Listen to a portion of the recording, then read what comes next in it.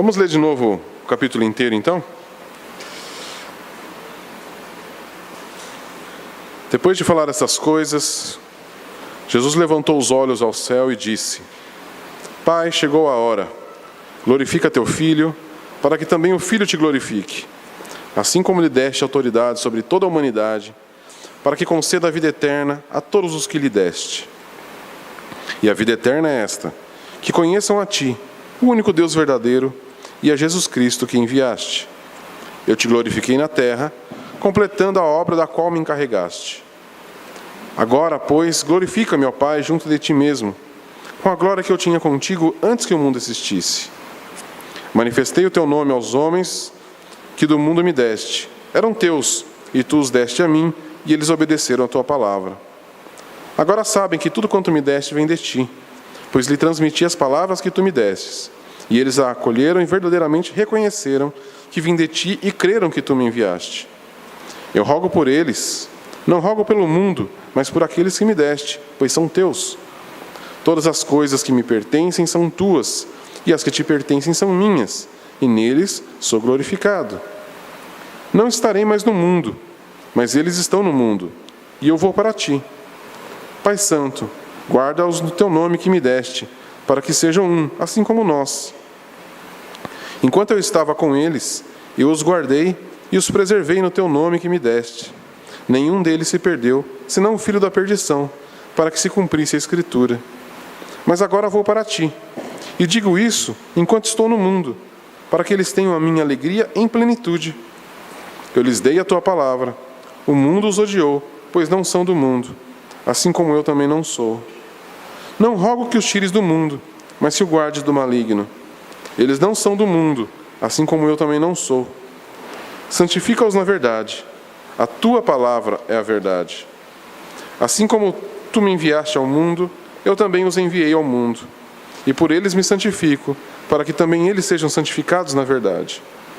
E rogo não somente por estes, mas também por aqueles que virão a crer em mim pela palavra deles, para que todos sejam um, assim como tu, ó Pai, és em mim, e eu em ti, que também eles estejam em nós, para que o mundo creia que tu me enviaste. Eu lhes dei a glória que me deste, para que sejam um, assim como nós somos um. Eu neles e tu em mim, para que eles sejam levados à plena unidade, a fim de que o mundo reconheça que me enviaste e os amaste, assim como me amaste. Pai, meu desejo é que aqueles que me deste estejam comigo onde eu estiver, para que vejam a minha glória, a qual me deste, pois me amaste antes da fundação do mundo. Pai justo, o mundo não te conheceu, mas eu te conheço, e estes reconheceram que tu me enviaste. E fiz que conhecessem o teu nome, e continuarei a fazê-lo conhecido, para que o amor com que me amaste esteja neles, e eu também neles esteja. Amém. Vamos orar. Senhor, nosso Pai querido, nós te pedimos nessa manhã que o teu Santo Espírito possa iluminar a nossa mente, o nosso coração, para que possamos receber a tua palavra. Senhor, nós queremos te ouvir e nós queremos ser transformados, ser renovados pelo poder da tua palavra. Em nome santo de Jesus. Amém. Muito bem, a gente já fez 2 meditações aqui nesse capítulo 17. E hoje a gente vai fazer mais um pedaço, que eu pretendo ficar do verso 12 até o verso 19. Tá?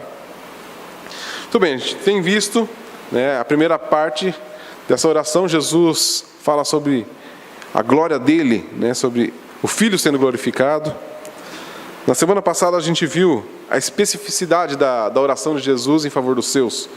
Jesus orou pelos seus. Isso nos traz uma alegria, uma gratidão imensa. Saber que o próprio Senhor orou por nós e Ele continua como nosso intercessor. Não foi uma oração que ficou lá no passado, Ele fez uma oração pela gente. Mas Ele continua intercedendo por nós. E isso nos traz uma grande alegria, uma grande esperança. Saber que o próprio Deus ora em nosso favor. Isso realmente nos traz uma esperança ao nosso coração. E aí, continuando aqui, que está dentro dessa parte ainda da oração em favor dos seus, Jesus agora ele começa a orar pela nossa missão aqui. Porque ele fala aqui: eu vou para ti, mas eles vão ficar. eles vão estar aqui. E mais uma vez Jesus vai citar o fato do mundo nos odiar, né, de odiar os seus discípulos, odiar a igreja.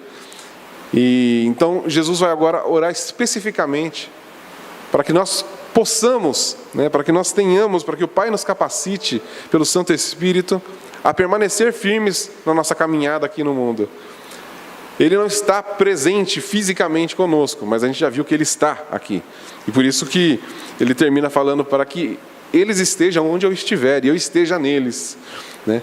Mesmo dizendo, eu vou para ti, eu não vou estar mais no mundo, mas eles estarão no mundo.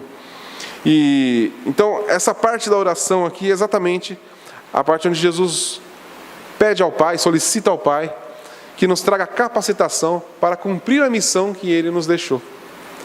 E isso também nos traz uma grande alegria. Ele falou que vai ser difícil, Ele falou que o mundo vai nos odiar, mas além de Ele falar que estaria conosco, Ele ainda pede ao Pai a capacitação para que a gente consiga enfrentar esse período, né, que nós estaremos aqui na terra até encontrarmos com Ele na glória. E então Jesus ora aqui para que a gente possa, além de conseguir cumprir essa missão, a gente possa cumprir essa missão não de uma forma como a gente às vezes faz um trabalho. Você faz lá, até consegue fazer, mas termina esgotado, não é verdade? Termina já, né, com os seus últimos fôlegos de energia.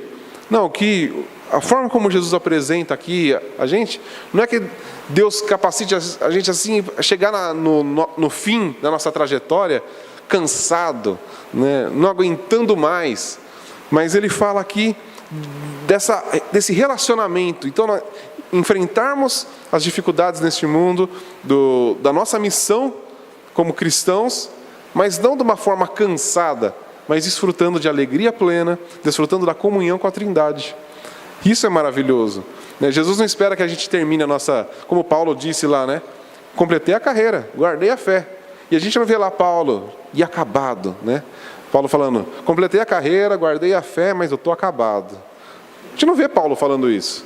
A gente vê Paulo até no fim da vida, ali, esperançoso, fortificado. Claro, e ó que Paulo passou poucas e boas, não? Mas ele não termina lá, que eu não estava aguentando mais.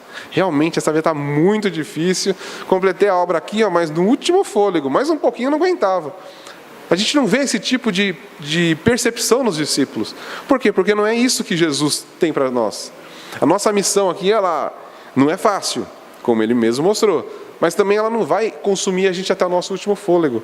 Porque o Senhor nos renova e a gente desfruta de alegria plena quando a gente está conectado com a Trindade. A gente desfruta da energia, assim a gente pode dizer, da Trindade. E Ele nos renova dia após dia para cumprirmos a missão. E é sobre isso que Jesus estava orando, né? E a gente quer ver algumas coisas aqui importantes de como que essa capacitação ela é alcançada. O Senhor é bom, sua misericórdia dura para sempre. Por isso nós cantamos, por isso nós o exaltamos. Que Ele é bom. Amém? Pode declarar isso, o Senhor é bom. Seu amor dura para sempre. Nós estamos aqui meditando no Evangelho de João, no capítulo 17, que é a oração intercessória do nosso Senhor. E nessa oração a gente vê o seu amor, a sua bondade, a sua misericórdia. No verso 11 ele fala, Pai Santo, guarda-os no teu nome que me deste. E no verso 12 ele fala, eu os preservei no teu nome, para que eu preservei o teu nome que me deste. E aí depois ele fala, para que se cumprisse, né, para que eles possam cumprir a missão. Então, olha como Jesus apresenta aqui. Jesus primeiro ele fala que ele preservou o nome que o Pai lhe deu. E depois ele pede anteriormente para que o Pai nos guarde neste mesmo nome. Isso aqui é muito interessante. E a gente pensando no nome de Jesus, a gente vê o que Paulo escreveu lá em Filipenses, que a Cristo foi dado um nome que está acima de todo nome, um nome que é todo poderoso, o nome pelo qual nós somos salvos. Mas ele também fala sobre guardar no seu nome. E isso é muito interessante, porque esse nome de Jesus é poderoso. E quando ele fala sobre guardar, e ele fala do nome que me deste, Agora, isso é uma coisa importante a gente pensar. Esse nome não foi dado a nós. Nós não temos o nome de Jesus. Nós somos guardados no nome de Jesus. Nós oramos no nome de Jesus. O nome de Jesus nos foi dado como se fosse uma carta que o Senhor nos concede. Mas o nome não é nosso. O nome pertence a Deus. Isso é muito importante, né? A gente vê às vezes gente se colocando nessa posição, né? Porque existe meio que um paradoxo. Jesus, ele se chama como nosso irmão, né? Ele fala e nos deu o poder de sermos chamados filhos de Deus. E Jesus é o Filho de Deus, o unigênito de Deus, o primogênito de toda a criação. Então nós somos, nesse contexto, irmãos de Jesus. Só que o nome que é dele, é só dele. Porque ele é Deus. Nós não somos. Nós sempre seremos criatura. Enquanto Jesus, sendo nosso irmão, ele é Deus. Então existe um diferencial aí.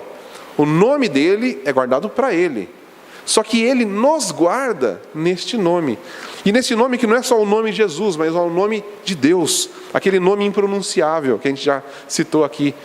Esse nome que a gente não sabe qual é o nome de Deus, mas é o que pertence à Trindade. E aqui a gente tem que entender, essa oração toda de Jesus, embora a oração seja direcionada ao Pai, a gente vê, né? Mas a gente entende que esse relacionamento que existe entre o Pai e o Filho, não existe a parte do Espírito Santo. O Espírito Santo permeia toda essa questão. Todos os pontos orados por Jesus aqui funcionam em harmonia com o Espírito Santo. Então, quando Jesus está orando aqui para que guarde a gente no nome dele, né, dando essa capacitação para que a gente permaneça aqui no nome dele, no nome da Trindade, né? Nós atuamos neste mundo em nome da Trindade. Isso traz para a gente, acho que dois pontos também. A primeira é uma alegria, né, e uma gratidão por podermos falar nesse nome. Nós podemos pregar, né, o Evangelho, que é a nossa missão, andar sobre essa terra no nome de Jesus. Nós oramos no nome de Jesus, nós pronunciamos o nome de Jesus, nós proclamamos esse nome e nós anunciamos a salvação de Cristo no nome de Jesus. É isso que traz o peso para a nossa pregação. O que traz peso para a nossa pregação? O nome de Jesus. Não é a nossa, a gente já falou sobre isso, não é o fato de saber falar, não é a nossa capacidade com as palavras, mas quando nós pregamos o Evangelho vem carregado do peso do nome do próprio Deus. E é isso que faz toda a diferença. Só que ao mesmo tempo, então, que a gente tem essa alegria em falar que somos preservados no nome de Jesus, no nome santo de Deus, isso também nos traz uma certa... fugiu a palavra aqui. Você fica receoso. Por quê? Porque é o nome santo de Deus. É aquele nome impronunciável. Nós somos guardados nesse nome. Então isso traz para a gente um certo peso. Ao mesmo tempo que nos traz uma leveza, nos traz um peso. Porque nós podemos descansar nesse nome, mas nós temos que lembrar dia após dia que nós carregamos esse nome. Que Ele nos concedeu o poder desse nome. Ele nos carrega nesse nome, Ele nos guarda nesse nome santo. Quando nós falamos, nós pertencemos ao Deus Santo, isso traz um certo peso para nós, porque, agora, então nós somos pessoas diferentes, e a gente vai trabalhar um pouquinho mais isso aqui. O nome santo de Deus, né? E a gente vai trabalhar bastante essa questão da santidade aqui, que Jesus vai falar sobre isso. O que é a santidade? O que é ser santo? A primeira coisa que a gente pensa quando ser santo é não comete pecado, né? Não faz nada errado. A palavra santidade não vem disso. A palavra santidade vem de separação, vem de exclusividade. Por que Deus é santo? Não é porque Ele não peca. Deus é santo porque Ele é distinto de tudo. Ele é santo porque nada se compara a Ele. Ele é totalmente separado de todas as outras coisas. Ele não é grudado, por isso que Ele fala, eu não sou desse mundo. E aí que Ele fala de nós, eles também não são. Por quê? Porque somos guardados nesse nome santo. Então, se Deus ele é exclusivo, se Deus ele é separado, e a santidade dele, ele não se contamina, porque ele é separado. Então, quando somos guardados no nome dele, nós somos guardados nesse nome santo. Então, peraí, agora esse povo aqui, ó, ele é separado. Ele é separado nesse nome santo. Então, por isso, a gente vê essa distinção que foi até tratada semana passada. Jesus falando, eu não rogo pelo mundo, eu rogo por estes. E quem são estes? Os santos, os separados. Aqueles que têm, né, como depois Pedro vai falar, é propriedade exclusiva de Deus. É um povo separado para Ele, no nome dEle. Né? Às vezes a gente vê filmes da época da escravidão, dos escravos, não da escravidão mais recente, mas principalmente no Império Romano lá, que era muito comum, e é nesse período aqui exatamente que o Evangelho foi escrito, os escravos, eles eram da casa de alguém, não é? Então, eles eram comprados por aquele senhor daquela determinada casa, e quando perguntavam, você não, eu sou escravo da casa de não sei quem. Muitos deles carregavam uma marca, né, no seu corpo, nos braços, nas costas, que pertenciam àquele senhor. Então, esse é o nome que nos foi dado. Ao mesmo tempo que é uma proteção, que fala, guarda-os no teu nome, né? Nós temos que entender que quando nós fomos resgatados pelo Senhor, foi colocada uma marca em nós, com o nome do nosso Senhor. Então quem olha para nós, vê essa marca, e isso nos faz distintos, né? E até a gente vai ver aqui, que o Senhor pede para que a gente seja guardado do maligno. E como que nós somos guardados do maligno? No nome. O maligno, ele olha para nós e ele vê a marca. Ele fala, peraí, nesse daí eu não posso, esse daí não dá para eu fazer nada. Por quê? Porque ele pertence a outro Senhor. Se eu fizer alguma coisa com ele aqui, eu vou sofrer as consequências. Então deixa ele quietinho aí, porque ele pertence ao outro Senhor, a marca está nele. Ele foi marcado com o nome. E esse nome não pode ser tirado, né?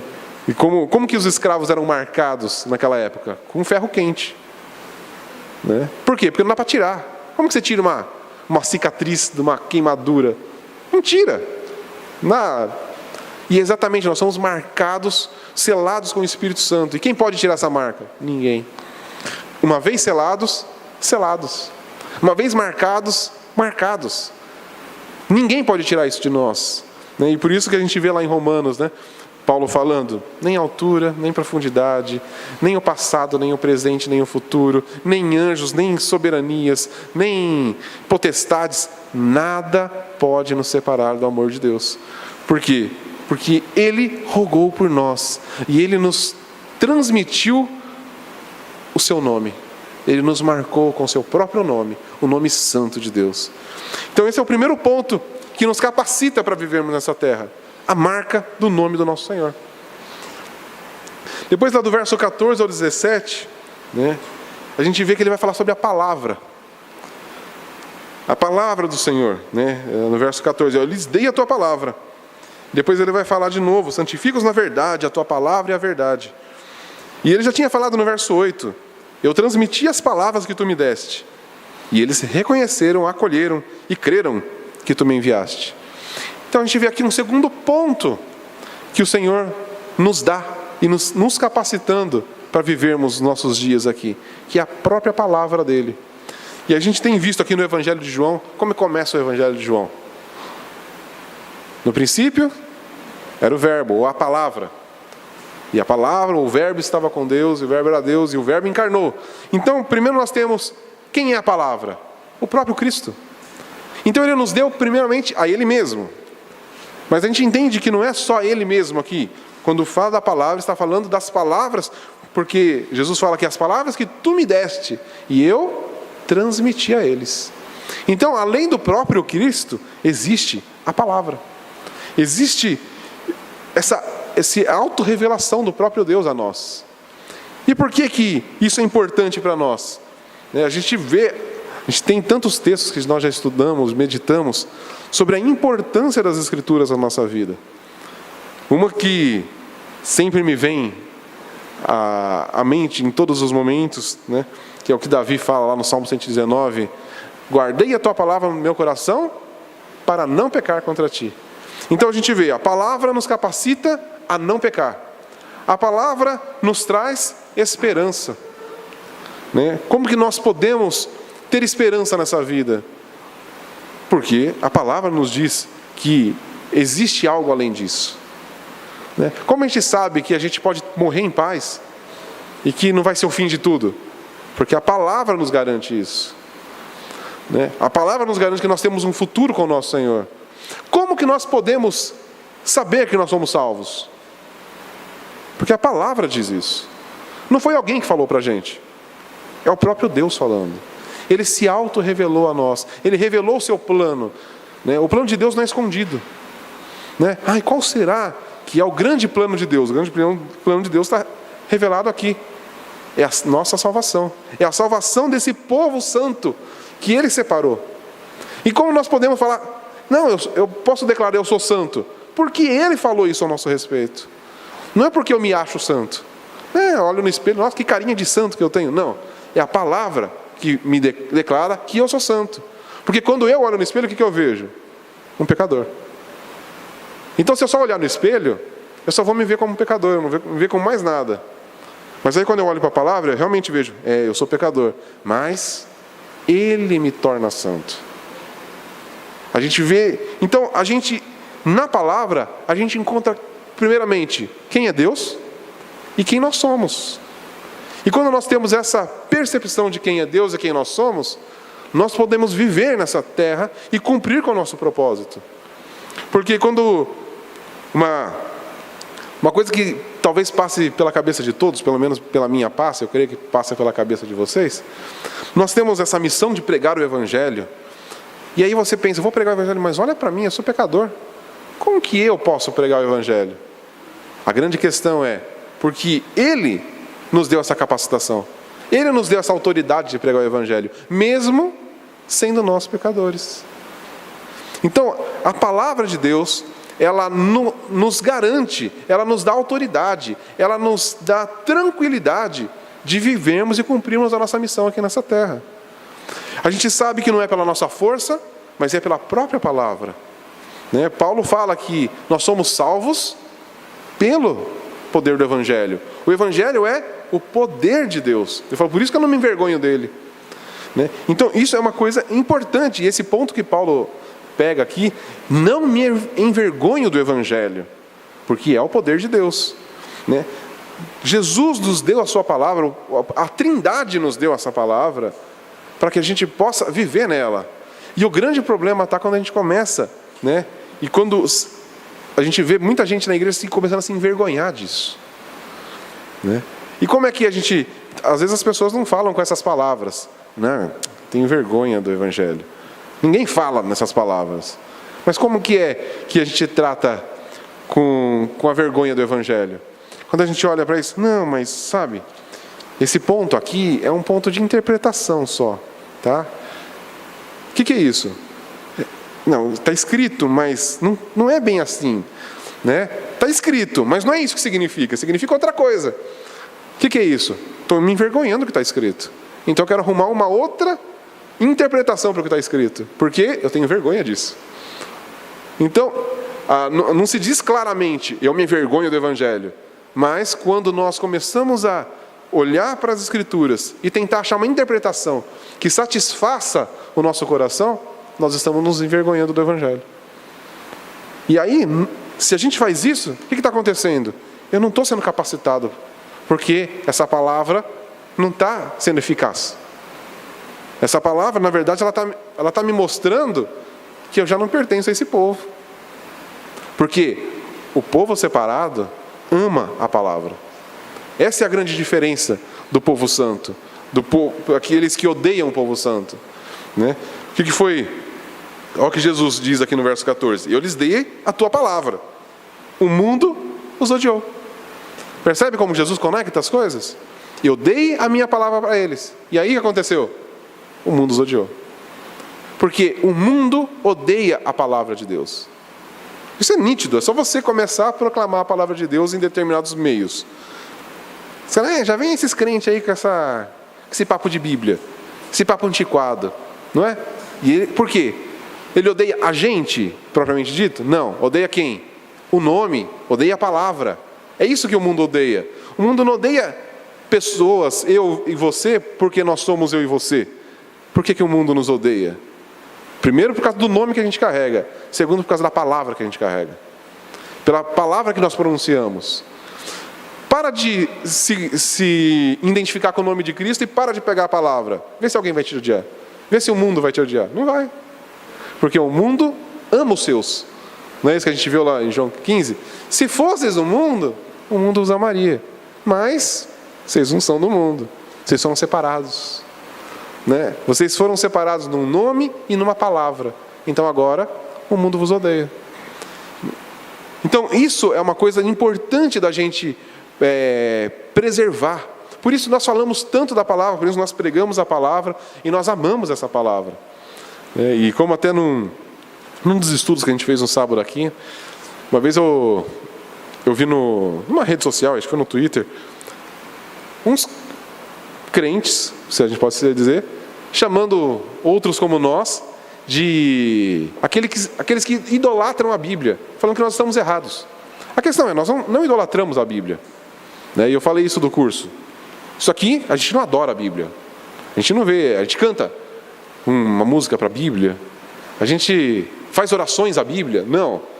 A gente não adora a Bíblia. A questão é que a gente adora o autor. E porque a gente adora o autor, a gente ama essa palavra. É que nem que o casal de namorado, que recebe uma cartinha de amor. Aí você pega aquela carta e cheira a carta, não é? Você ama aquela carta? Alguém é apaixonado pela carta? Não, mas o que aquela carta representa? O autor da carta. É exatamente essa a relação que nós temos com essa palavra. Então eu não preciso ficar, a Bíblia. Não, mas essas palavras, elas são poder e vida. Porque é a palavra do autor. É a palavra do autor da minha redenção. Primeiro é a palavra do meu Criador, e em segundo é a palavra do meu Redentor. Então, por isso eu amo essa palavra. E por isso não posso me envergonhar dessa palavra. Nós temos que realmente pronunciar essa palavra, viver essa palavra, amar essa palavra. Então nós cantamos a palavra, nós pregamos a palavra e nós oramos essa palavra. Porque ela é a palavra do próprio Deus. Amém? E Ele nos deu essa palavra para nos capacitar. E Jesus ora sobre isso. Ele fala, eu dei a minha palavra para eles. E depois Ele vai falar aqui, no verso 17, santifica-os na verdade. Então, é interessante isso, porque primeiro Ele fala do nome. Então o nome nos separa. Só que em contrapartida Ele pede para o Pai, santifica-os, ou seja, separa-os, na verdade. Então não existe como ser uma vida de santidade, uma vida de separação para Deus, à parte das Escrituras. É uma grande ilusão achar que, não, eu sou separado por Deus, sou santo, não preciso mais da Bíblia. Porque já sou resgatado pela obra do Senhor, pelo nome que Ele me deu. Não tem como. Exatamente por essa questão de relacionamento com Deus, que não existe essa possibilidade. Porque aqueles que são resgatados, aqueles que são separados, têm relacionamento com essa palavra. Não tem como eu falar, não, eu amo a Deus, mas não gosto de ler a Bíblia. Isso não faz sentido. A questão não é que aqueles que amam a Deus têm uma obrigação agora de ler a Bíblia. Não é essa a questão. A questão é que aqueles que amam a Deus, eles amam a palavra, consequentemente. Não é aquela, agora então, só que eu vou ter que ler a Bíblia. Você acorda de manhã, não li a Bíblia hoje, então tem essa obrigação. Não é uma obrigação, é um prazer. É ou não é? Voltando com a cartinha de amor, Você que recebeu uma cartinha de amor, quantas vezes você leu a mesma carta? Você lembra disso? Lia no dia seguinte, ia lá, pegava a carta de novo, decorou a carta, mas lia de novo. Por quê? Porque você era obrigado a ler? Alguém estava te obrigando a ler? O seu parceiro falou, não, se você não ler a carta que eu te mandei de novo, nosso relacionamento acaba. Alguém fez isso com você? Jesus disse isso para nós? Se você não lê a Bíblia, nosso relacionamento acaba? Não. Só que a questão é, exatamente porque o relacionamento não acaba, eu não quero parar de ler. Porque é a carta de amor dele para mim. É as palavras dele para mim. A partir do momento em que eu não quero mais me relacionar com essa palavra, ou seja, porque esse meu relacionamento já não existe mais. Ele já não tem mais sentido, ele já não tem mais valor. Eu já não sinto mais essa necessidade de relacionar. É aqueles relacionamentos que a gente vê por aí que esfriam, né? Eles já não conversam mais, já não sentam mais para comer junto, né? Não é assim que os casamentos acabam?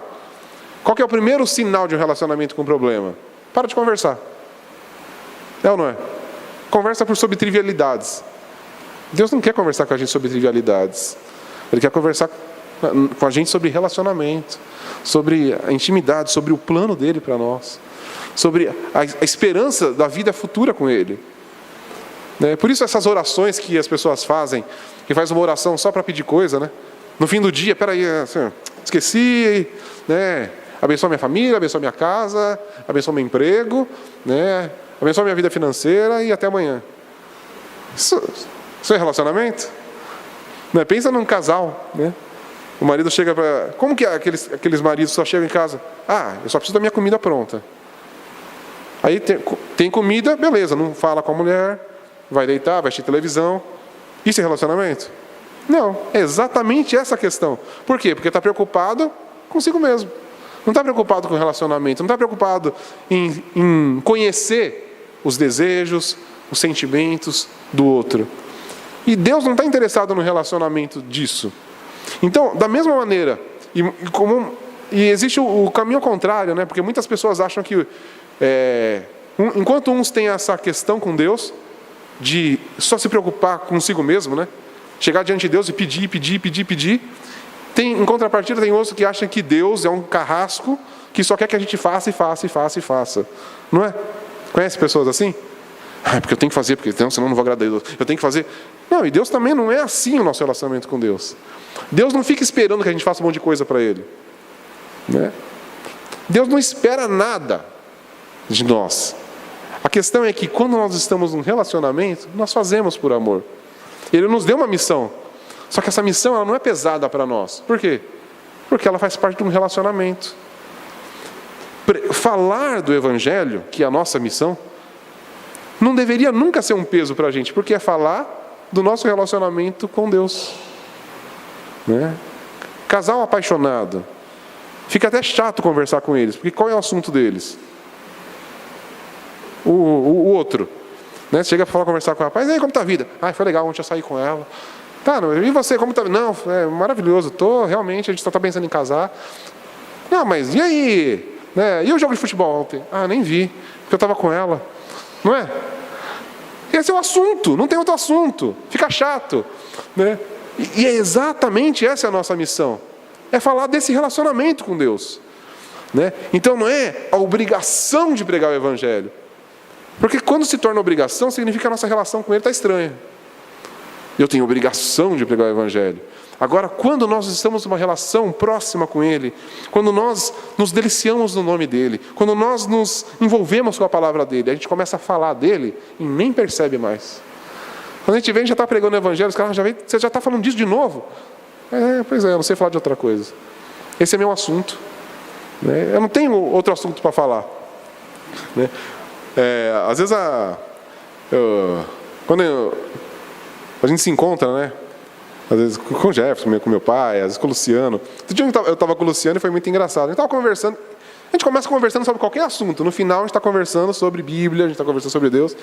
Aí as meninas falaram, mas toda vez que vocês se encontram, vocês têm que falar disso? A gente fala, a gente só fala. Não é uma questão de que a gente, hoje temos que falar sobre esse assunto, porque... Né? Não, a gente começa falando sobre qualquer assunto. No final... A gente está falando sobre a Bíblia, está falando sobre Deus, está falando... Por quê? Porque não tem... É uma alegria nossa falar disso. Né? E foi uma observação muito engraçada das meninas. Né? Mas vocês sempre têm que falar disso. Né? Isso aconteceu uma vez também, né? A gente conversando, e a minha mãe falou, mas vocês só falam disso? Só falam de teologia? Só falam dos livros? Só falam... não tem outro assunto. É um assunto bom de falar. Né? Então, essa é a grande questão. Não é uma coisa pesada para nós, é uma coisa que nós temos prazer em fazer. Porque nós temos esse relacionamento com a palavra. E aí, desse verso 17, eu acredito que ele é um dos versos centrais aqui desse capítulo 17.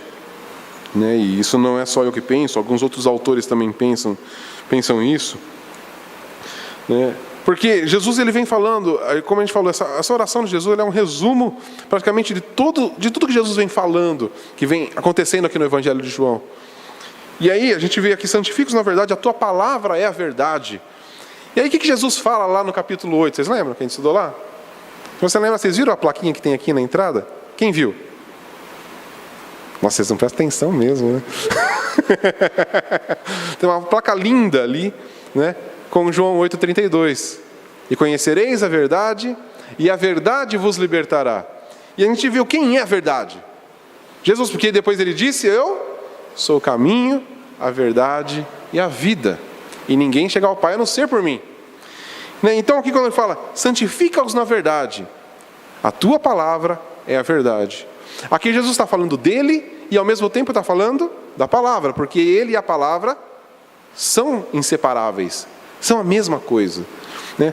Porque, como a gente viu até quando a gente estudou lá no verso...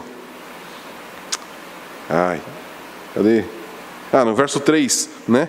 Que a vida eterna é esta, que conheçam a Ti, o único Deus verdadeiro, e a Jesus Cristo que enviaste.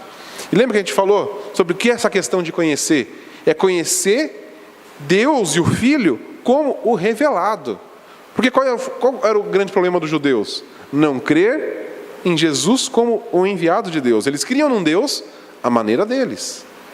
Então quando Jesus fala aqui, santifica-os na verdade, a tua palavra é a verdade, santifica-os na verdade, é na realidade de quem Deus é e na realidade de quem Jesus é. Nós só podemos ser santificados no reconhecimento de quem é o próprio Deus, de quem é o próprio Jesus Cristo. E aí, mais uma vez, vem essa questão de a nossa idealização de quem é Deus e de quem é Jesus. Nós temos que fugir disso. Nós temos que correr disso. Porque nós somos santificados na verdade de quem Jesus é. E por isso o nosso relacionamento com essa palavra. Porque ela nos mostra quem realmente Jesus é. Para que nós não tenhamos ideias diversas sobre quem é Jesus. Para que a gente não tenha uma ideia de Jesus ao nosso molde. Como a gente tem visto por aí. Um evangelho que ele começa a ser construído a partir de pensamentos humanos. Então, começa a se criar um Jesus ao molde humano. Que começa a se criar um cristianismo a um molde humano. E isso não nos santifica. Muito pelo contrário. Isso faz a gente estar englobado com o mundo. Porque o mundo não reconhece Jesus. Então, se nós temos que nos preocupar muito com isso. De nunca deixar que o nosso pensamento, o pensamento da sociedade, o pensamento cultural, filosófico e que nos cerca, ele começar a moldar o nosso conhecimento de Jesus. O nosso conhecimento de Deus, de Jesus, tem que ser a partir da verdade dele. Nunca da nossa própria interpretação e principalmente com essa mescla com pensamentos humanos. Eu não lembro se eu citei isso aqui, mas sei que recentemente, numa convenção de uma denominação evangélica, de líderes, pastores, eles foram decidir um assunto, né, com relação a como eles iam seguir dali para frente, com relação ao assunto, uma doutrina. E deixa bem claro, é uma reunião de pastores, liderança da denominação. Eles falaram, então, nós temos que decidir sobre esse assunto. Né? Se a gente vai continuar com essa doutrina ou não. Mas, quero deixar bem claro aqui, que nós vamos levantar essa questão em cima de argumentos sociais, filosóficos e culturais. Então, por favor, ninguém me venha com argumento bíblico. Você acredita nisso? Era uma reunião de pastores. Para decidir uma doutrina da igreja. Nós vamos decidir a doutrina em cima de aspectos sociais, filosóficos e culturais. Não me venha com Bíblia. O que é isso? É começar a se moldar, não na palavra. Então, vai falar sobre Jesus, mas não é mais o Jesus bíblico. É um Jesus criado pela sociedade. É um Jesus criado em cima de conceitos filosóficos e culturais e sociais. E o que é isso? Isso já não é mais santidade. A partir do momento em que nós nos envolvemos com esse tipo de coisa, nós não somos santos. Isso não é se santificar. Eu falo, não, mas eu faço isso, mas eu estou buscando uma vida bonitinha. Procura não pecar. Isso não é santidade. Fazer coisas boas não é santidade. Fazer obra social não é santidade. O que é santidade? É relacionamento com a verdade. Fugiu da verdade, já não é mais santo. Por mais que você ache que não peque. Está em pecado. Porque o que é pecado? E a gente vê lá nos 10 mandamentos. Idolatria é pecado. Se nós estamos adorando um Jesus que não é o revelado, o que nós estamos fazendo? Idolatrando. Estamos adorando um Deus falso, que nós mesmos criamos. Não, mas é Jesus que eu estou... Não, mas não é o Jesus da Bíblia. É um Jesus inventado pela sociedade. É um Jesus inventado pelos nossos pensamentos, inventado pelos nossos anseios, pelos nossos desejos. Porque como é que a gente começa a deturpar a Bíblia? Quando você quer uma coisa, a Bíblia fala que aquilo não convém. Então você fala, não, mas não é isso que Jesus disse. Jesus disse outra coisa. A forma como está escrito é que dá a entender isso, mas Jesus quis dizer outra coisa. Então você agora colocou novas palavras na boca de Jesus, você criou um novo Jesus. E você está idolatrando. Então nós temos que tomar muito cuidado com isso. A santidade, ela vem quando nós nos atentamos única e exclusivamente à verdade, que é revelada nas Escrituras, e ao próprio Jesus. Não um Jesus inventado pelo homem. Amém? Mas existe mais um terceiro ponto aí, que está lá no verso 19. Jesus diz, e por eles me santifico, para que também eles sejam santificados na verdade. Então aqui Jesus coloca um outro ponto sobre a nossa santificação. Primeiro ele fala, santifica-os na verdade, a tua palavra é verdade. E agora ele fala, e por eles eu me santifico, para que eles também sejam santificados na verdade.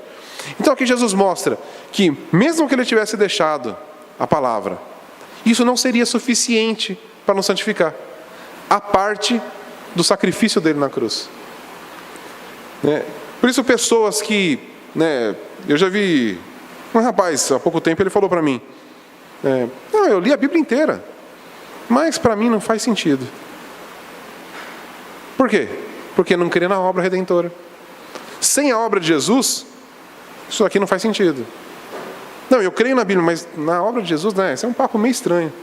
Não faz sentido. Porque o que isso daqui revela? A obra redentora de Jesus. A gente vê que todo o Antigo Testamento culmina em Cristo. Paulo fala lá que Deus fez convergir nele todas as coisas. E a gente tem visto aqui no Evangelho de João qual é o ponto alto da obra de Jesus. Qual é a grande glorificação de Jesus? A cruz. Então, se a gente não crê na cruz, a gente não é santificado. Não, mas eu busco, eu leio o Sermão do Monte e tento cumprir tudo aquilo. Sem a obra redentora de Cristo, não existe santificação. Então, aqui é um outro ponto muito importante para a gente. Porque ele vai trazer também dois aspectos. O primeiro é um alívio de saber que não é na minha força, que não é eu tentando cumprir a palavra que vai fazer eu cumprir, mas é porque lá na cruz do Calvário, Jesus me possibilitou viver as Escrituras. E eu ter essa consciência de que quando eu consigo, quando nós conseguimos cumprir com o que está nas Escrituras, a gente tem que declarar, não foi porque eu quis, não foi porque eu tive persistência, mas é porque a obra de Cristo na cruz foi eficaz. Lá na cruz do Calvário, Ele me libertou do pecado. Porque se eu não tivesse sido libertado do pecado, eu não conseguia cumprir as Escrituras. Foi porque lá na cruz do Calvário, ele estava levando, né, ele estava ali, a gente vê isso em Hebreus, ele estava como sumo sacerdote ali, né, nos conectando com o Pai. Ele estava nos conectando com a Trindade. Isso que a gente vê que Jesus ora aqui, né? Eles são teus, eles te pertencem. Por quê? Porque Jesus já estava antevendo a cruz. Como a gente viu, a cruz já era uma realidade para Jesus. Embora historicamente estivesse antes, né? A oração é antes da cruz, mas para Jesus a cruz já era definida. A cruz não era uma possibilidade, era uma realidade. Então, por isso ele pode declarar: eles já são teus. Esses que me deste, eles são teus, e eles estão ali separados, porque a obra da cruz é eficaz. Jesus sabia muito bem o que ele ia fazer, e que já estava no plano eterno consumado. Embora ele diga lá já na cruz, agora está consumado, mas a gente vê nessas palavras de Jesus, que para ele já estava consumado. Amém? Então a gente tem que entender isso. E ao mesmo tempo, é saber, né, então a gente tem esse ponto, que é um alento para nós. Saber que a obra de Cristo que nos garante e nos possibilita viver a verdade, ao mesmo tempo é saber que, olha o que Ele fez por mim. Olha o que significa o meu pecado. Eu contrariar as Escrituras é Jesus na cruz. Ele teve que ir para a cruz exatamente porque eu me rebelei contra a verdade. Porque o homem se rebelou contra a verdade de Deus, Jesus foi para a cruz. Então, percebe que é um ponto dos dois lados. Eu me alento, né, no sacrifício de Cristo, sabendo que Ele me santifica. Mas ao mesmo tempo eu tenho que saber que Jesus passou por isso exatamente pela minha falta de santidade. Exatamente pela minha rebelião contra Deus. Exatamente pelo meu próprio egoísmo, que foi o que levou Cristo à cruz. Percebe como são dois pontos. Isso tem que permear a mente todos os dias. É eu perceber, o meu pecado crucificou Jesus, mas a cruz me liberta do meu pecado. Isso traz um constrangimento e ao mesmo tempo uma alegria imensa. Meu pecado fez Jesus sofrer. O sofrimento de Jesus me faz livre do meu pecado. E a gente se alegra nisso, né? Aquilo que eu já falei que é um grande paradoxo. A gente se alegra com a morte e o sofrimento de alguém, não é? A gente olha para a cruz, vê Jesus, né, rasgado, sangrando, e a gente não fica triste por isso, a gente fica alegre. Porque esse é o plano dele, que nós nos alegremos na cruz. A cruz não é a nossa tristeza, a cruz é a nossa alegria. Então é o único momento onde a gente pode olhar um homem sofrendo e pode se alegrar com isso. Porque ele estava fazendo isso por nossa causa. Se ele não tivesse feito isso, a gente estaria morto em nossas transgressões e pecados. Mas ele decidiu entregar a sua vida por nós, para que a gente possa desfrutar dessa comunhão com a Trindade. Amém? Uma coisa que é importante da gente pensar aqui, que eu não estou indo versículo por versículo, vocês estão percebendo, né? Eu estou meio que pegando todo o assunto do trecho, aqui tentando fazer um compilado. E quando Jesus ora, né? Não rogo que os tire do mundo, mas que os guarde do maligno. Né? E aqui ele põe, não sei como está na século 21, que ele põe maligno mesmo. Né? Algumas outras versões põem do mal. Né? Não sei como está na sua aí. Né? Não peço que os tire do mundo, mas que os guarde do mal. Então, e essa versão está meio... O que parece mais correto é exatamente essa do maligno. Né? Jesus vem falando aqui no Evangelho de João, ele vem mostrando essa questão da afronta de Satanás com relação à igreja, com relação a ele mesmo. Né? Então, a tradução mais correta aqui seria do maligno. Né? Não peço que tire do mundo, mas que os guarde do maligno, que é o próprio Satanás. Né? E por isso que eu falei da marca que foi colocada em nós. Né? Porque quando a gente pensa em mal, o mal ele não é pessoal. O que é o mal? Né? O mal é aquilo que permeia o mundo. Né? As coisas ruins que acontecem. E não é disso que Jesus está falando. Né? Porque se tivesse isso, a gente não passaria por dificuldades. É ou não é? Se fosse, não peço que eu tire do mundo, mas livra-os do mal. Ou seja, eles vão ficar aqui na terra de boa. E Jesus está falando que o mundo vai nos odiar. Que ele tinha falado no capítulo 15, vão sofrer perseguição, vão apanhar, vão ser presos, vão ser expulsos, muitos vão morrer. Então, não é de sofrimento que Jesus está falando aqui, mas é livra-os do maligno. O maligno não vai poder tocar neles, né? Eles vão estar aqui, eles vão sofrer por causa do Evangelho, mas o maligno não vai atentar contra eles. Contra o quê? Contra a vida eterna. Porque muitos morreram por causa do Evangelho, né? O Pedro, Tiago, João, ele foi preso, né? Ele morreu, acabou morrendo velhinho, né? Foi o único que teve esse privilégio de envelhecer, né? E ser o último dos apóstolos a morrer, e morreu de velhinho, né? Mas todos os outros foram mortos. E aí? A oração de Jesus não foi eficaz? Não livrou eles do maligno? Livrou. É só você lembrar de Paulo, né?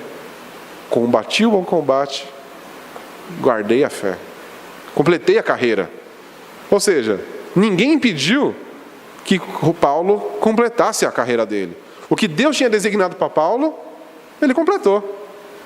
Então, quando a gente vê, mas e Tiago, que foi o primeiro a morrer? Não, ele completou a obra que Jesus tinha para ele.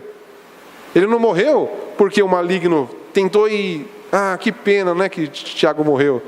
Ele tinha tanto para fazer ainda. Não tinha. Porque senão não tinha morrido. Porque o maligno não podia impedir a propagação do Evangelho. Então, quando Tiago morreu porque Deus tinha planejado assim. E por que João não morreu? Porque Deus tinha planejado assim. Deus tinha planejado que João ia escrever o Apocalipse. Então ele tinha que ficar velhinho. Tinha que ficar lá preso na ilha de... Mas ele ficou preso. Pois é, ele ficou preso. Mas isso não impediu? Não, porque lá preso ele escreveu o Apocalipse para a gente. Ele escreveu as cartas dele para a gente, né? E Paulo? Paulo também terminou a carreira dele preso. E por isso que a gente tem esse monte de cartas dele. E por isso nós temos uma igreja em Roma que se fortaleceu. Porque Paulo estava preso onde? Em Roma. Percebe? E aí, não, foi Satanás que prendeu Paulo. Não foi. Porque se Satanás que tivesse tentado prender Paulo para conter o Evangelho, talvez tinha dado sucesso. Não, mas não teve sucesso para Satanás, teve sucesso para o Evangelho, teve sucesso para o reino. Por quê? Porque era Deus que tinha planejado isso. Então, quando fala, eu não peço que tire eles do mundo, porque no mundo eles vão ter aflições, né? E essas aflições que Jesus fala aqui é da perseguição do Evangelho. Jesus não está falando de dificuldade, de problemas que a gente tem na vida. Não, Jesus está falando aqui, essas tribulações que Jesus vem falando desde o capítulo 15, é o quê? É a perseguição porque somos pertencentes a Ele. Porque o mundo nos odeia.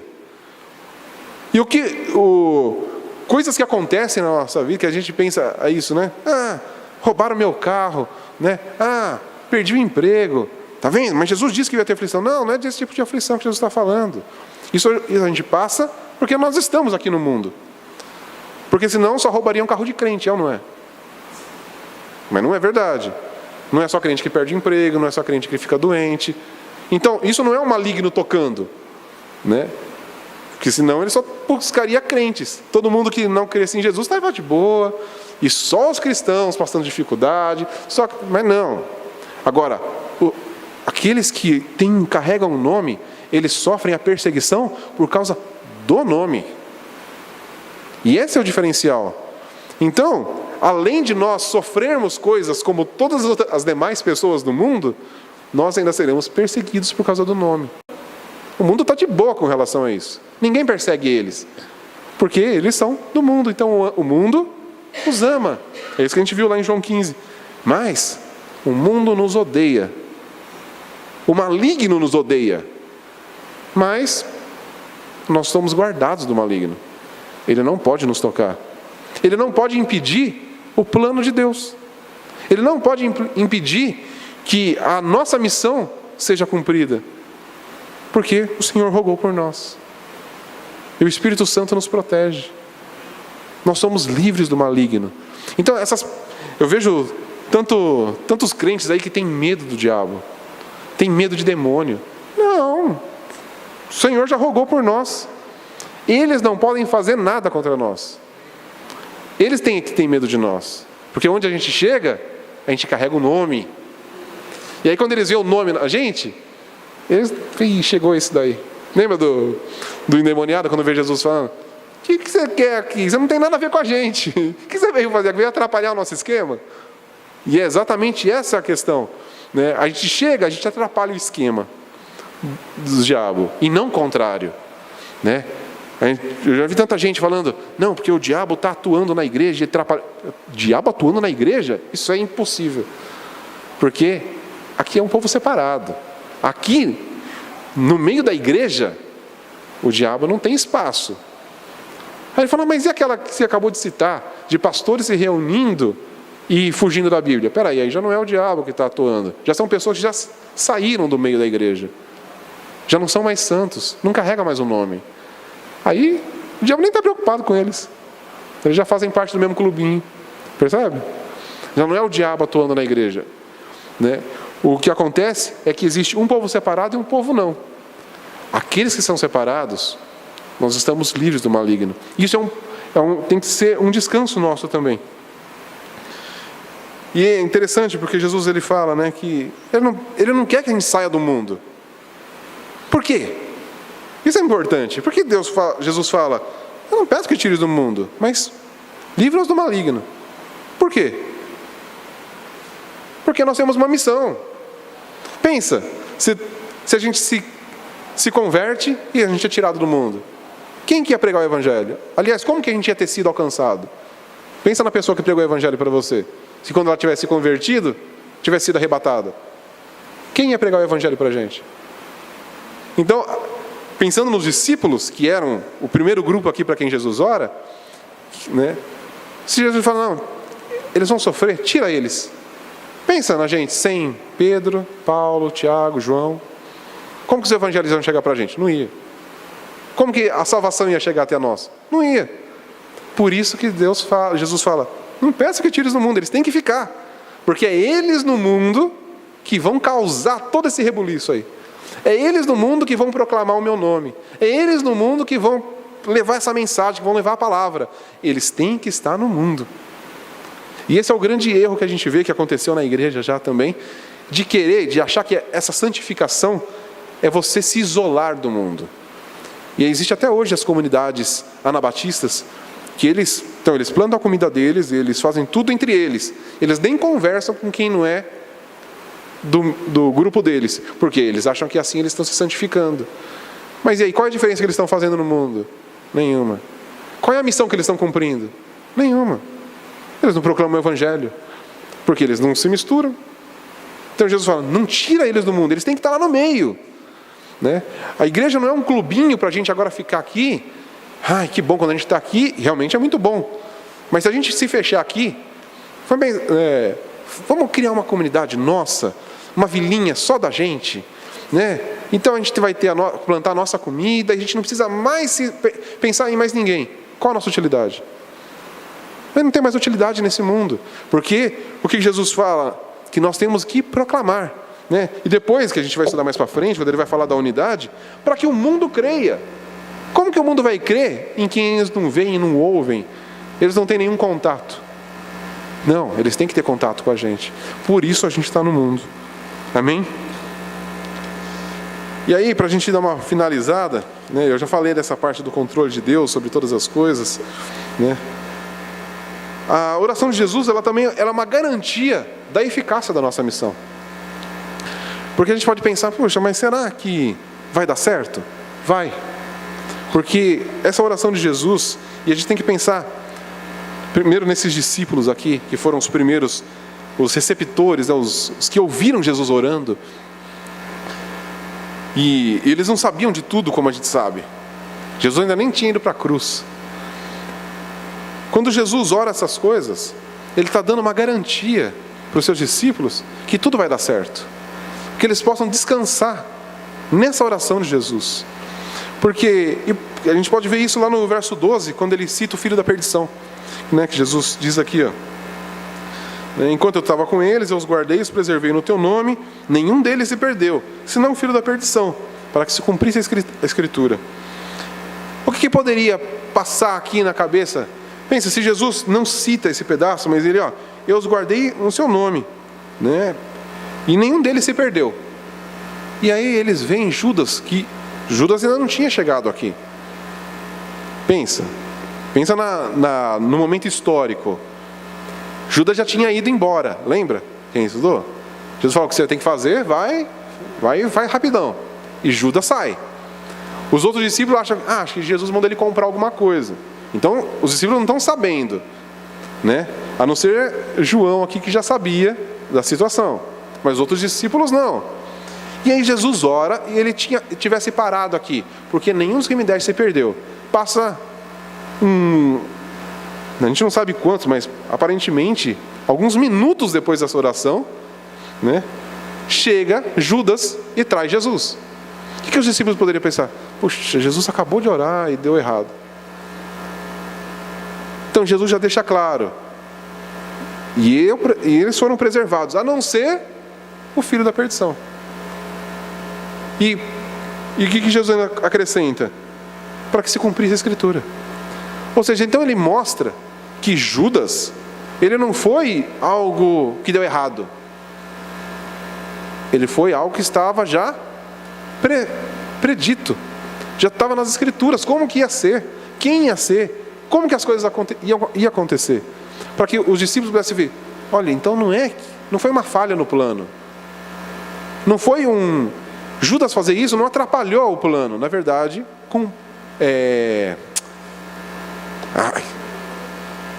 fugiu a palavra. Fez cumprir o plano, né? Ele contribuiu para o plano. Agora, isso é o mais louco, né? Porque você pensa, então, Judas não teve a escolha? Teve. Jesus não chegou para ele e falou: você está num caminho bem complicado. Jesus não advertiu ele, a gente não viu isso, a gente não estudou, que Jesus advertiu Judas. Isso mostra uma coisa muito importante. Jesus adverte, né? Então, a questão aqui, quem decidiu trair Jesus? Judas. Só que estava no plano. É uma questão que a gente nunca vai conseguir compreender completamente. A questão da soberania de Deus e da responsabilidade humana. O fato de isso estar nas Escrituras, está no plano de Deus, tinha que ser assim, não faz Judas ficar isento da sua responsabilidade. Então, todas as coisas que acontecem na nossa vida, né, elas já estão decretadas, mas isso não faz a gente ser ileso da nossa responsabilidade. Tudo que acontece na nossa vida é responsabilidade nossa. Todas as decisões que nós tomamos, as atitudes que nós tomamos, as coisas que falamos, são responsabilidade nossa. E Jesus nos adverte constantemente a respeito de todas essas coisas. Mas a responsabilidade é nossa, como foi de Judas. Mas o ponto aqui dessa oração é mostrar para os discípulos que eles podiam ficar tranquilos que o plano de Deus é perfeito. Então eles podiam descansar. Então que Judas não foi um problema no plano de Deus, mas foi algo que fazia parte do plano de Deus, né? Então isso fez eles entenderem e faz a gente entender. Porque às vezes a gente está buscando, e estou falando aqui não com relação aos planos da nossa vida, né, mas com relação à nossa missão. Quantas vezes nós estamos buscando cumprir a missão que o Senhor nos deu, e a gente vê certos entraves acontecendo, certas coisas acontecendo que parece que está atrapalhando o progresso da nossa proclamação do reino, da nossa execução dos planos de Deus. E a gente fala, tem alguma coisa... E aí a gente acha que é o maligno atrapalhando, que é os demônios. Como a gente pode achar, né, como os discípulos podiam achar que Judas estava atrapalhando Jesus. Mas aí, por causa dessa oração de Jesus, a gente pode ficar tranquilo que quando nós estamos buscando cumprir o plano de Deus e tem alguma coisa causando entraves, isso faz parte do plano de Deus. Por quê? Não sei. Por que tinha que ser dessa forma? Não sei. Ele não fala. A questão é que tinha que ser, que estava já profetizado sobre isso. A gente não sabe por que muitas coisas acontecem no entrave do cumprimento da nossa missão aqui na terra. Mas a questão é, isso não está fugindo do controle de Deus. Nada do que acontece foge do controle de Deus. A gente vê, talvez a gente tenha até uma vida tão tranquila com relação a isso, mas a gente vê alguns missionários. Eles estão lá, às vezes no campo missionário, pregando o evangelho, e de repente acontece alguma coisa e eles têm que sair daquele país. Aí você fala, tá vendo? É o maligno atrapalhando. Não! Porque o maligno não pode atrapalhar os planos de Deus. Isso talvez seja um Judas, né? Na vida daqueles missionários, na nossa vida. E a gente tem que entender que se aconteceu isso, é porque Deus está direcionando a gente para algum momento, para alguma coisa, e não atrapalhando os planos dele. Deus simplesmente tem um plano diferente daquilo que a gente estava imaginando, como era diferente daquilo que os discípulos imaginavam que era. Os discípulos tinham uma ideia em mente de como o plano de Deus seria executado, mas Deus tinha outra ideia. E qual que foi executada? A de Deus, não a dos discípulos. Só que a oração de Jesus nos traz esse conforto, essa esperança de que vai ser feito do jeito que Deus quer. E o maligno não pode atrapalhar os planos dele. Então, quando nós nos colocamos à disposição de Deus e começamos a trabalhar pelo reino, vai frutificar. Porque o plano de Deus sempre frutifica. E ninguém pode atrapalhar o plano dele. Amém? Por mais que a gente ache, puxa, mas isso não está dando certo. Se a gente estiver fazendo de acordo com as Escrituras, nós estamos fazendo certo. Por mais que pareça que esteja dando errado, o plano de Deus não vai ser frustrado. Amém? E para a gente finalizar, né, Jesus ainda fala aqui no verso 13, para que eles tenham a minha alegria em plenitude. E eu quero terminar com isso. Essa oração de Jesus, ela mostra que tudo que Jesus tem planejado para nós, em meio a esse sofrimento que ele falou aqui com os discípulos, para que eles tenham alegria plena. Então nós podemos desfrutar de uma alegria, e essa alegria, o que é essa alegria plena? Essa alegria em plenitude que Jesus fala aqui. Jesus estava orando ao Pai, e esse relacionamento com a Trindade. E a gente já falou disso aqui. O Senhor nos pegando e nos colocando na dança da Trindade, né? Então, qual que é essa alegria em plenitude? É a alegria e é desfrutar da Trindade. É a alegria que existe na Trindade. Pensa no relacionamento entre Pai, Filho e Espírito Santo. Não há tristeza, não há constrangimento, não há monotonia. É uma alegria plena. E é isso que Ele nos propõe. E isso não significa que a gente não vai ter dificuldades, que a gente não vai se entristecer, mas é uma alegria plena, que é além das tristezas que a gente passa nessa vida. A gente passa por tristeza, né? Pensa, de repente perder alguém da família. Ninguém vai ficar feliz com isso. E não é isso que Jesus propõe, que a gente vai ter uma alegria tão elevada que alguém da nossa família morre, e a gente, tranquilo, isso não faz a mínima diferença. Não é esse tipo de alegria. Mas é uma alegria que ultrapassa isso, que a gente se entristece com isso, mas nos traz sempre esperança. É uma alegria que mostra que eu estou conectado com outra realidade. Eu estou conectado com a Trindade. Então eu não estou conectado mais com esse mundo. O mundo pode desabar, eu vou sofrer consequências disso. Mas eu estou conectado com a Trindade e nada me tira essa conexão. Porque eu sou selado. Essa conexão é selada. E essa alegria é plena. Porque é a alegria da salvação. A gente já falou, quando a gente estudou sobre a paz. O que é a paz que não é como o mundo dá? É a paz com Deus. Então não é a paz de ficar tranquilo, sem problema nenhum. Não, é a paz com Deus. E o que é a alegria? A alegria da salvação. Te lembra que Davi orou, né? Restaura a minha alegria na tua salvação. A grande alegria nossa tem que ser a salvação. E essa ninguém pode tirar. Então, isso é alegria plena, é a salvação, é a nossa inserção na Trindade. Então, por mais que a gente se entristeça nesse mundo, a gente se alegra na salvação. A gente está lá triste com momentos que a gente passa na vida. E em meio à tristeza, a gente olha a nossa salvação e se conforta nela. Amém? Então, essas são algumas coisas que eu queria aqui dividir com os irmãos. dessa meditação aqui de João 17. Que a gente possa sair daqui realmente encorajados com isso. Que a gente tem uma missão a cumprir. O Senhor nos deu uma missão e que Ele nos capacita com essa missão, com o seu nome, com a sua palavra e com o próprio sacrifício dele na cruz. E que nada pode atrapalhar o plano dele, nada pode atrapalhar a missão de ser cumprida e que a gente pode desfrutar de alegria plena na nossa comunhão com a Trindade. Amém?